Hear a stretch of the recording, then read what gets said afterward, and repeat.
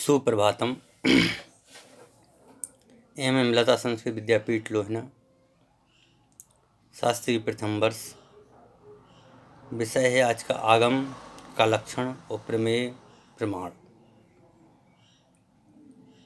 आगम के लक्षण में कारिका नंबर 24 में कहते हैं,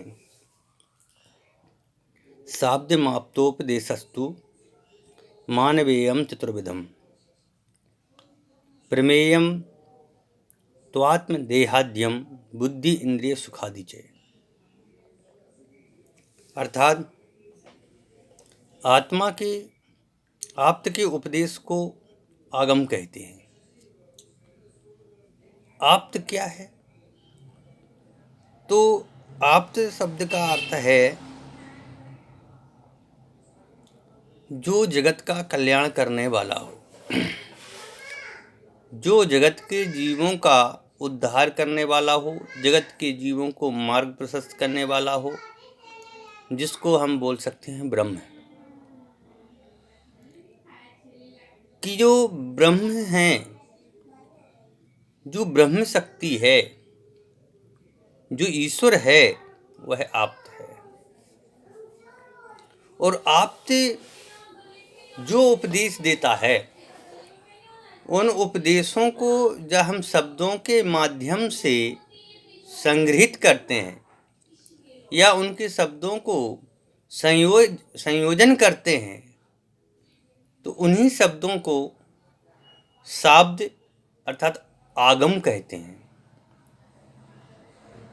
इस तरह आगम जो है, या कहें कि शाब्द जो है, वह एक प्रमाण है। आत्मा, शरीर आदि तथा बुद्धि, इंद्रिय, सुखादि जो हैं, वह प्रमेय है। इसके विशेषार्थ में कहते हैं कि शब्द से उत्पन्न होने वाला शब्द आगम है। यहाँ जो कहा ना, माप्तोपदेशस्तु, तू शब्द जो है भिन्न बताने वाला है। अर्थात जिस शब्द के साथ प्रयोग है, उसके अतिरिक्त के साथ अन्वय है। अतः शाब्द प्रमाण तो यानी आगम प्रमाण तो आपदोपदेश रूप ही है, ऐसा अर्थ है। जो एकांश सर्वथा सत्यवादी हितकारी है, वह आप्त है। आप्त के वचन को आपदो उपदेश वचन कहते हैं, जिसको जिन दर्शन में जिन वाणी कहते हैं। जिनेंद्र देव की वाणी, जिनेंद्र मतलब में जिन्होंने जीत लिया है इंद्रियां, जिसने इंद्रियों को अपने बस में कर लिया है, उसका नाम है जिनेंद्र। तो उस जिनेंद्र रूप से जो वचन होने वाला ज्ञान आगम का फल है। इस प्रकार प्रमाण 4 भेद वाला है।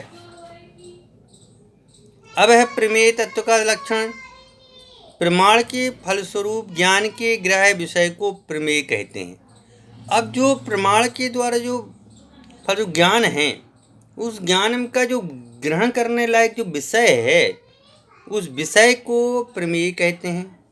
वे प्रमेय जो हैं आत्मा, देह आदि हैं। आत्मा, जीव और देह शरीर जिसकी आदि में हैं। बुद्धि, ज्ञान, चक्षु, मन, 6 इंद्रियां, सुख, साता, दुख आदि इनका अनुभवन, यह प्रमेय है।